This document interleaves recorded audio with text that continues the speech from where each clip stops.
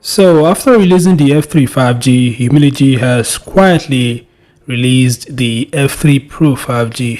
I won't actually talk much because the F3 Pro 5G is comparable to the F3 5G. The device is available on AliExpress right now for just $191, and I think I'll be comparing this device with the F3 5G in a separate video. The top features of the F3 Pro 5G includes a 6.58-inch Full HD Plus display. It is powered by the Dimensity 700, the same chip that powers the Umidigi F3 5G. It utilizes 8GB of RAM and it has 256GB onboard storage. It supports dual 5G. It ships with the Android 12 OS, the stock version of Android 12. It has a side-mounted fingerprint scanner. Of course, the fingerprint scanner is embedded on the power button. It supports NFC. It is backed up by a 6150 mAh battery and it supports 18 watts fast charging. It has a 3.5mm headphone jack. It also supports FM wireless radio. The device features triple rear cameras, 48MP main camera, 8MP ultra wide and 2MP macro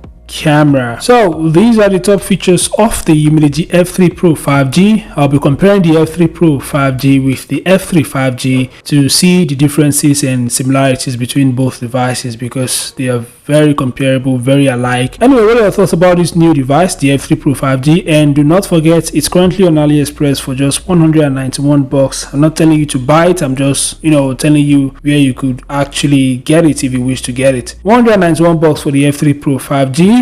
I think Umidigi might actually officially announce the device very soon. I don't know. But what are your thoughts about the F3 Pro 5G? Share in the comment section below. Thanks for watching. Subscribe to the channel and I'll see you guys in the next one. Peace out.